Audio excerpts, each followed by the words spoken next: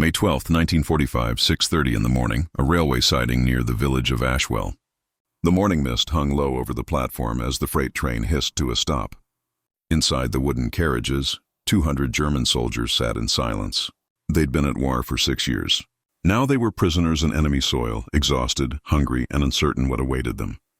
Through these slats they could see green fields stretching toward the horizon, so different from the bombed cities and muddy trenches they'd left behind. The door slid open.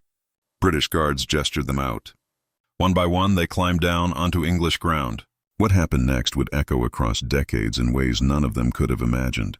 The men expected shouting, perhaps beatings. They'd heard stories of what happened to prisoners, but the guards simply formed them into lines and began walking them down a narrow country lane. Hedgerows bloomed with hawthorn. Birds sang. The air smelled of rain and fresh earth. It felt impossibly peaceful. At the edge of the village, farm workers stopped their labor to watch the column pass. The Germans kept their eyes down, bracing for hatred. Instead, they heard nothing. No jeers, no curses, just the sound of boots on gravel and the distant lowing of cattle. By 1945, Britain had taken in hundreds of thousands of German and Italian prisoners of war. The camps were overcrowded. Food was scarce everywhere, but Britain's farms were critically short of workers. Most young men were still overseas. The Women's Land Army had done remarkable work, but the harvest couldn't wait. So the government made a decision that shocked many. Send prisoners to work the fields. Let enemy soldiers help feed the nation they'd tried to destroy. In Ashwell, the prisoners were billeted in a requisitioned manor house on the outskirts. The building was drafty and cold, but it had a roof and beds. That first night they were given soup and bread. Not much, but more than some had eaten in weeks. A few of the older men wept quietly. They'd survived the war. Now they just wanted to survive the peace. The next morning, farmers arrived to collect their assigned workers. Thomas Whitley was among them. He was 62, his back bent from decades of labor. His hands channeled as tree roots. He'd lost a son at Dunkirk. His nephew had been killed in North Africa. When the official told him he'd be assigned 4 German prisoners to help with the spring planting, Whitley said nothing. Hess simply nodded and led them to his truck. The drive to his farm took 15 minutes. Nobody spoke. The Germans sat in the back, watching the countryside roll past. Whitley's farm was modest, 100 acres of arable land and a small dairy herd. His wife had died 2 years earlier. He managed alone now with occasional help from neighbors. When they arrived, he pointed to the barn, the tools, the field that needed plowing. One of the Germans, a man named Klaus Richter, stepped forward. He was 31, thin as a rail with hollow eyes. In careful, broken English, he asked what Whitley wanted done. Whitley looked at him for a long moment. Then he said they'd start with the north field. He showed them the plow, the harness for the horses. Arthur nodded. He'd grown up on a farm in Bavaria. He knew this work. The other 3 were city boys, clumsy with the equipment, but Richter taught them. By midday, they'd turned 3 acres. Whitley watched from the gate, surprised. They worked hard. No complaining, no shirking. At noon, Whitley's daughter, Margaret, arrived with lunch. She was 18, fair-haired, cautious. She'd been 15 when the war started. She'd grown up hearing about the enemy, about what they'd done. Know where they were, sitting on her father's field, eating bread and cheese she'd packed. She set the basket down without a word and walked back to the house. But she'd seen their faces. They looked tired, young, not like monsters. Over the following weeks, a routine developed. The prisoners arrived at dawn. They worked until dusk. Whitley paid them nothing directly. That wasn't allowed, but he made sure they ate. Sometimes Margaret brought extra food. Sometimes Whitley himself sat with them during breaks. Sharing tea from a flask, conversation was limited by language, but gestures sufficed. Rita began to teach the others English words. Plow seed, rain. Whitley learned a few German phrases in return. Slowly, suspicion gave way to something quieter. Not quite trust, but a working understanding. In the village, opinions were divided. Some people thought it obscene to treat enemy soldiers with any kindness. Others saw practicality. The work needed doing. The prisoners were here whether anyone liked it or not. And gradually, something unexpected began to happen. The prisoners became familiar. Children playing near the fields would wave. A few farmers started inviting them inside for tea. One elderly woman, Mrs. Patterson, began bringing them cake on Sundays. Her husband had been killed in the First War. She knew what it meant to be far from home. By summer, the prisoners were working across a dozen farms in the area. They harvested wheat, tended livestock, repaired fences. Some were engineers or tradesmen and helped fix machinery. Others had medical training and assisted the village doctor when the clinic was overwhelmed. The boundaries began to blur. They were still prisoners, still guarded, but they were also neighbors in a strange, reluctant way. Richter became particularly close to the Whitley family. He worked harder than the others, arriving early, staying late. He had a wife and 2 daughters back in Germany. He hadn't heard from them in over a year. He didn't know if they were alive. Margaret noticed how his hands shook sometimes when he thought no one was watching. One afternoon, she brought him a letter she'd written in simple English. It said that when the war ended, if he needed help finding his family, she would try to assist. Richter read it 3 times. Then he folded it carefully and placed it in his pocket. He thanked her in German. She didn't understand the words, but she understood the meaning. Not every story was gentle. In the neighboring village of Royston, a prisoner tried to escape. He was caught within hours, cold and hungry, hiding in a barn. He was sent to a harsher camp up north. The incident reminded everyone that these men were still the enemy, that the war, though ending, had left wounds that wouldn't heal quickly. Some villagers never softened. They saw the prisoners as a necessary evil, nothing more. But others found something else.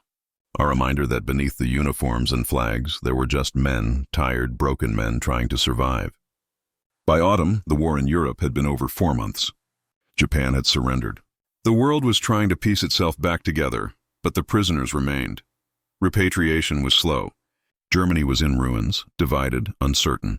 Many prisoners didn't know where home even was anymore. The borders had shifted.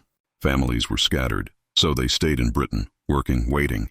In Ashwell, Richter continued at Whitley's farm. The harvest that year was one of the best in a decade. Whitley credited the extra hands, but it was more than that. Richter had brought a kind of quiet determination to the work. He treated the land with care, as if it were his own.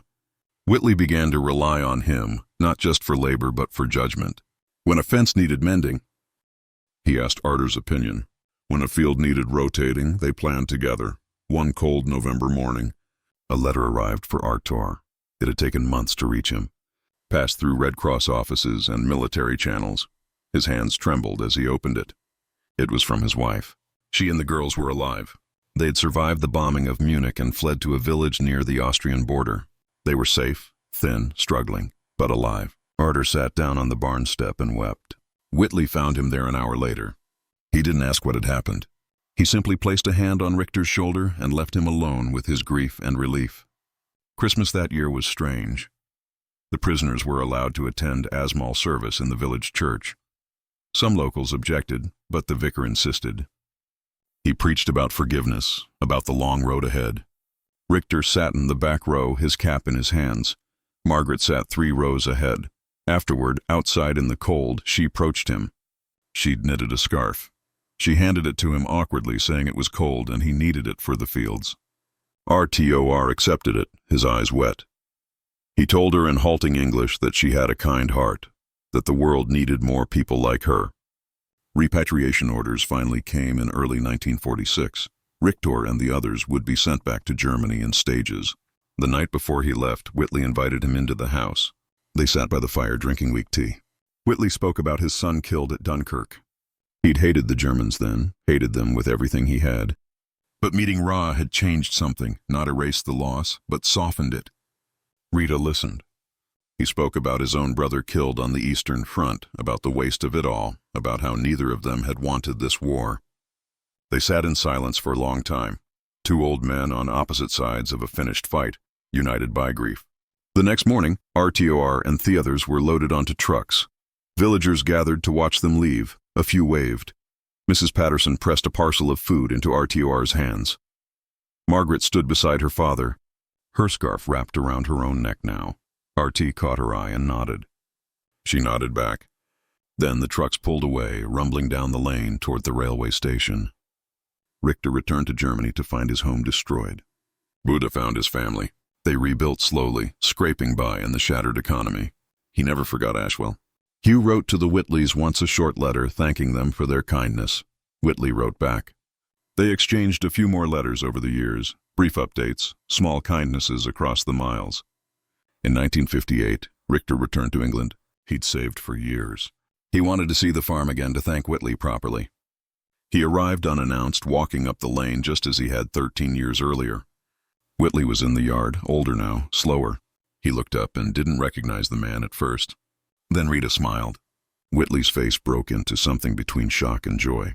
They embraced. Two old men who'd once been enemies, now simply friends. Rita stayed for a week. He helped with the harvest just like before. Margaret, now married with children of her own, invited him for dinner. They spoke about the war, but only a little. Mostly they spoke about life, about rebuilding, about the future. On his last day, Richter and Whitley stood in the Northfield, the one they'd plowed together in 1945. The wheat swayed in the breeze, golden and full. Whitley said it was the same field, same soil, but everything else had changed. Artur agreed. Everything had changed. Similar stories unfolded across Britain. Thousands of German and Italian prisoners worked the land during and after the war. Some returned home and never looked back. Others maintained friendships that lasted decades. A few even settled in Britain permanently, marrying local women, raising families. The relationships weren't always easy. Memories were long. Pain was real. Booten the quiet spaces between bitterness and forgiveness. Something human merged. The children of Ashwell grew up hearing the story of the German prisoners who helped save the harvest. Some dismissed it as sentimentality. Others saw it as a reminder that even in the darkest times, decency could survive, that enemies could become neighbors, that a shared meal, a kind word, a moment of understanding could plant seeds that outlasted the war itself. By the time Whitley died in 1967, Artur had visited 3 more times. At the funeral, Margaret read a letter Artur had sent. It spoke of gratitude, of the kindness shown to a man who'd expected none. It spoke of the scarf which his daughters still kept. It spoke of a friendship born from necessity but sustained by choice. The last line stayed with those who heard it. Richter wrote that the war had taken much from him, his youth, his country, his certainty. But it had also given him something unexpected. The knowledge that even after everything, people could choose mercy over hatred. That a farmer in England could look at a broken German soldier and see not an enemy, but simply another man trying to find his way home. The fields around Ashwell still grow wheat. The barn where Artur first picked up a plow still stands, though it's been repaired and repainted many times. The village has changed, as all places do, but the memory remains, passed down in stories, in letters kept in attic boxes, in fading photographs of men standing side by side in a field, their sleeves rolled up, their faces tired but peaceful. It wasn't a grand story. No battles were fought there, no treaties signed, just a quiet chapter in a vast, terrible war. A chapter about prisoners and farmers, about suspicion giving way to respect, about the small, stubborn acts of kindness that persist even when the world tears itself apart, and about 2 men, born enemies, who discovered that hatred was a choice, and so too was its opposite,